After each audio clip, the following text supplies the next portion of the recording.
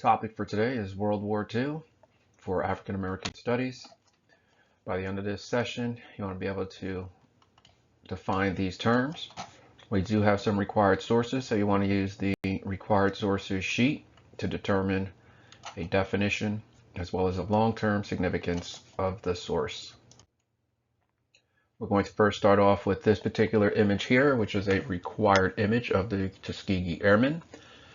Another name would be the Red Tails. During World War II, the United States military was fighting in segregated units, and this is one of those required images. This is the second time we're looking at this chart, as we did this already for World War I, where we look at the war on the left column, what African American their hope and dream was before, and then what that actual experience was like. Some of this information from World War II comes from this book, The Invisible Soldier, where the African American soldier fought in a segregated unit. This executive order here, 9981, would be the one that would eventually integrate the military. And prior to that, the African American is fighting primarily to gain freedom or to prove their worth and patriotism, yet their experience definitely doesn't represent one of equality. We already addressed during World War I how African Americans were serving in segregated units and often given menial, low-skilled tasks. As you see in this particular image, everybody here is sweeping. Here we have another image of the Harlem Hellfighters. This time it is from World War II, not World War I. Another required image from the AP framework from 1945, and we're looking at African American women in a segregated battalion, as it mentions here, in England. As we move on to some of the required information, we see some yellow highlighted text. These are all terms that you want to treat as definitions. As African Americans are fighting, they are also experiencing unequal treatment, which is why some people are suggesting a double victory. The victory would be against the enemy the United States was fighting during World War II, and then that double victory would be the victory against Jim Crow. World War II is significant because at the end of World War II, the GI Bill, which is going to provide resources for veterans fighting in that conflict, and this is definitely going to lead to the suburban boom after World War II, as veterans from war, as well as veterans from the military in general, are able to acquire low-cost home mortgages, which is definitely going to lead to increased de facto segregation. Why? Because as it mentions here, these federal programs, the funds were administered locally, which means that you're going to have less being sent to African Americans and more to white veterans. So how can the GI Bill impact housing? Here we have a home selling for $390,000 in the state of New Jersey, and for an American who is not a veteran, if you have to put 20% down of $390,000, that comes out to 78 grand. So you want to think about how many people have 78,000 in the bank, whereas a veteran, using some of the home loan benefits through the military, they can provide 0% down, which means they do not have to come out of pocket with this amount here. And then those loans are guaranteed, which means if the person defaults, the bank still gets their money. Here we have a monthly payment, and you could see that the monthly payment for the veteran is higher, but that's only because the veteran did not put down $78,000. It was not required. The interest rates are the same at 7%, but historically African Americans were charged more. So here we see an interest rate of 11%, which means your payment is $36.81 in comparison to the American here who is paying $27.99. So it's really about economics and how economics is going to play a role in segregation. Another issue that is contributing to the suburban boom after World War II is the interstate.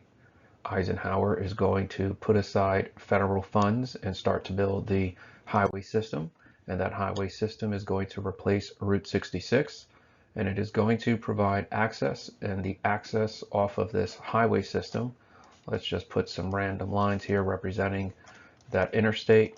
This is going to improve access, which is going to lead to a situation where you're going to see more development in this country. After World War II, the suburban boom, accompanied with the baby boom, which is what this graph is trying to show you, suburban housing purchases are going to increase. And again, we see the interstate.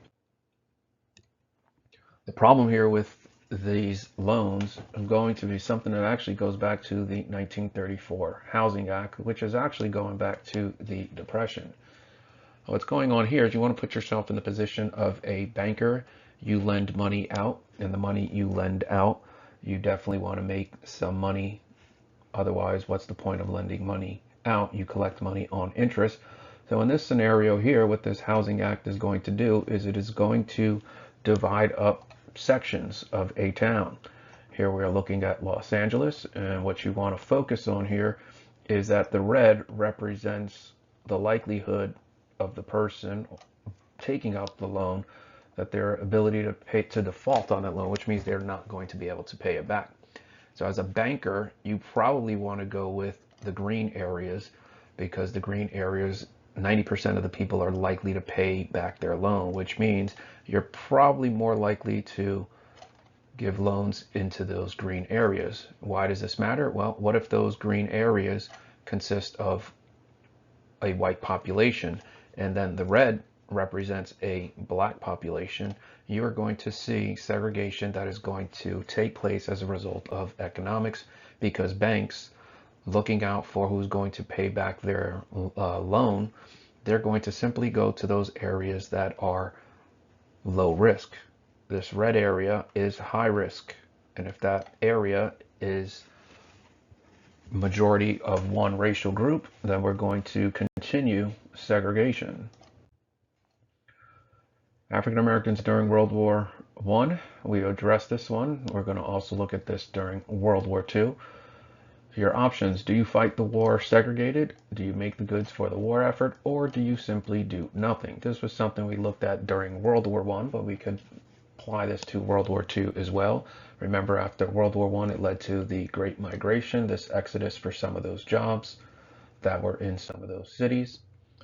And here we have one of the required sources in the framework, which is looking at the Double V campaign, which we already addressed. So the author here is bringing up the question, this hope for victory, not only a victory against Nazism, but also a victory against Jim Crow. As we look more at this particular source, we see the author bringing up the V for victory sign being displayed in democratic counties, which are fighting for victory over aggression, slavery, and tyranny. These excuses right here seem to be the justification for World War II, but for the African American, possibly looking at the reason for going into World War II is probably recognizing that African Americans are dealing with aggression. They've already dealt with slavery, and they also deal with tyranny. So they're experiencing this at home. This is the whole point of the Double V campaign. They're looking for a double victory, a victory against the enemy that the United States was fighting during World War II, as well as a victory with an end to segregation. Since World War II is one of the contributing factors for the suburban growth, combined with redlining, this is going to create more segregation. And to address these particular points, we're going to look at two sources here. One is the movie The Neighborhood, which was made in 1982, as well as this episode of All in the Family about the Blockbuster. And this is going to introduce us to concepts like redlining. For homework, we want to complete the reading from the book The Color of Law, which is going to address some of the loopholes, which will be the primary focus for our next class. And at the end of this class, you want to be able to define these terms. Make sure you have completed this source sheet for the required AP sources. And if you're struggling with your definitions, you can utilize this slide.